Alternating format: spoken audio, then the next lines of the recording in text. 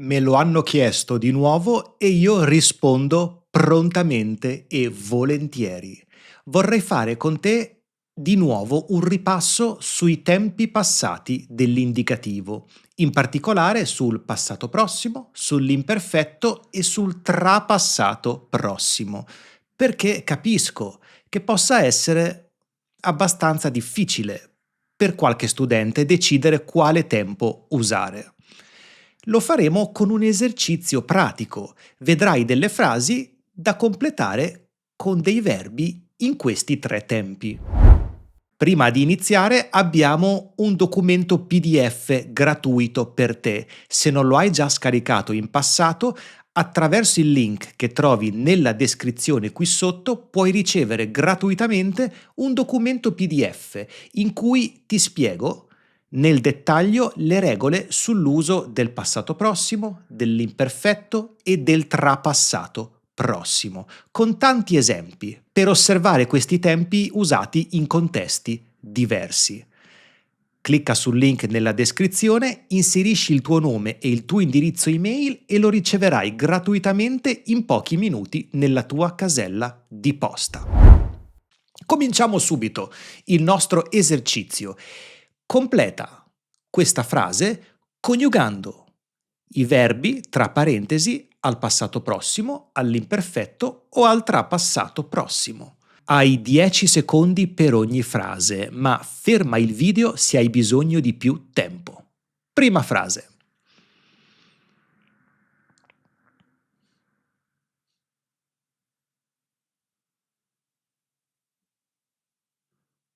Quando siamo arrivati a Positano, sfortunatamente il sole era tramontato, ma abbiamo comunque fatto 2 passi su una spiaggia. Quando siamo arrivati a Positano, azione puntuale, precisa, il sole era tramontato. Qui abbiamo 2 eventi nel passato. Siamo arrivati e era tramontato. Ma il verbo al trapassato prossimo indica un evento precedente a un altro evento nel passato. Siamo arrivati, ma prima il sole era tramontato. Numero 2.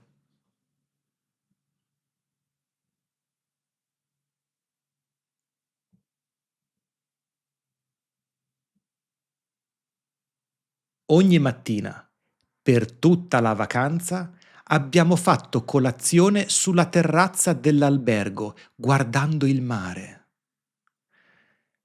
Ogni mattina. Ti starai chiedendo perché non ho usato l'imperfetto qui. È un'azione abituale nel passato, ogni mattina.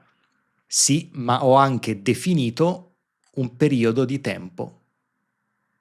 Per tutta la vacanza, quindi è un periodo di tempo finito, chiuso.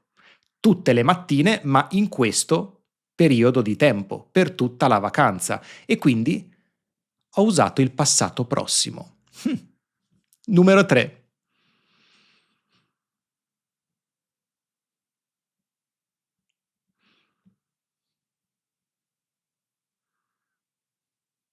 La prima sera, io e Giulia abbiamo cenato in un ristorantino niente male che lei aveva trovato su internet.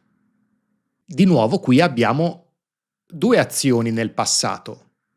Abbiamo cenato in un ristorantino niente male che Giulia prima della cena aveva trovato su internet, quindi trapassato prossimo.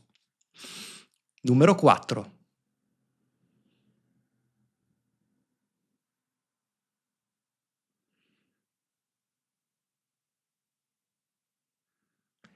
Né io né lei avevamo mai visto un panorama così bello prima di quel viaggio.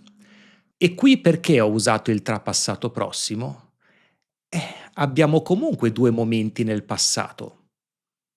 Prima di quel viaggio, prima di aver fatto quel viaggio, non avevamo mai visto un panorama come quello. E comunque abbiamo 2 momenti, no? Il viaggio che abbiamo fatto e tutto il periodo della nostra vita precedente. Prima non avevamo mai visto un panorama così. Numero 5.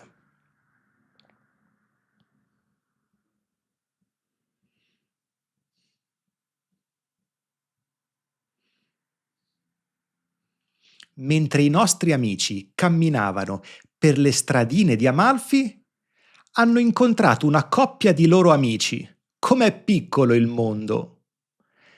Anche qui abbiamo due azioni. Abbiamo un'azione continuativa, mentre i nostri amici camminavano. Non è un'azione precisa che succede in un momento, è un'azione che è durata nel tempo senza un inizio e una fine. Stiamo descrivendo l'azione, perché l'imperfetto è il tempo della descrizione. E poi c'è un'azione puntuale che interrompe l'altra. Hanno incontrato. È una cosa che succede in un momento specifico, non è un'azione duratura. Per questo usiamo il passato prossimo. Prossima frase.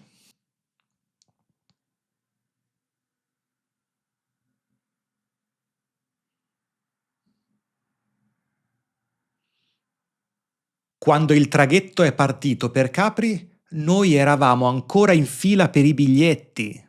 Di nuovo, il traghetto è partito, quando è partito, momento preciso, noi eravamo, stiamo descrivendo una situazione, eravamo in fila. Non possiamo dire siamo stati, perché siamo stati è un momento, un'azione specifica, ma noi eravamo, quindi stiamo descrivendo una condizione, possiamo dire, eravamo lì e quindi non è un'azione precisa. Numero 7.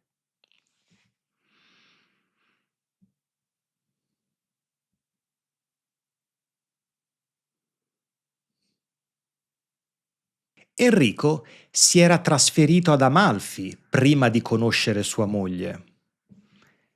Ha conosciuto sua moglie e prima si era trasferito, tra passato prossimo. Poi anche lei si è trasferita là e ci hanno abitato fino al 2011. Lei si è trasferita, è un'azione puntuale che succede dopo, e ci hanno abitato ad Amalfi fino al 2011. Certo, abitare in questo caso è un'azione che è continuata nel tempo, ma io ho menzionato una fine di quel periodo, fino al 2011, quindi è chiuso, passato prossimo. Numero 8.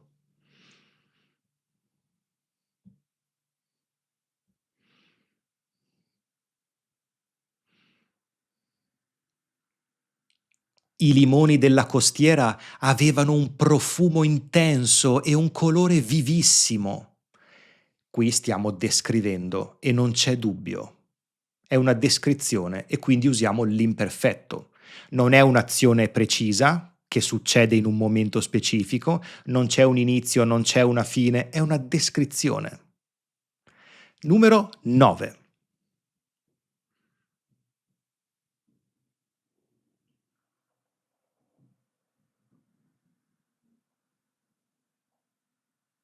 L'ultima sera sono rimasto in camera. Non avevo né fame né voglia di uscire, visto che quella mattina ci eravamo svegliati tutti all'alba. L'ultima sera, momento specifico, sono rimasto in camera. È un momento specifico. Non avevo né fame né voglia. Sto descrivendo una mia condizione, è una mia condizione. Non avevo voglia e non avevo fame. Perché quella mattina, prima di quel momento, ci eravamo svegliati tutti all'alba, tra passato prossimo. Il punto di osservazione è quella sera. Sono rimasto a casa perché prima, la mattina, ci eravamo svegliati tutti all'alba. Bene, com'era questo quiz? Facile? Difficile? Sul canale troverai tantissimi video che parlano di questi tempi dell'indicativo, i tempi passati dell'indicativo. Trovi tutti i video qui, video teorici sull'uso del passato prossimo, dell'imperfetto e del trapassato prossimo, esercizi, quiz, c'è di tutto e di più. Divertiti a guardarli tutti. Grazie per la tua compagnia e ci vediamo al prossimo video. Ciao ciao!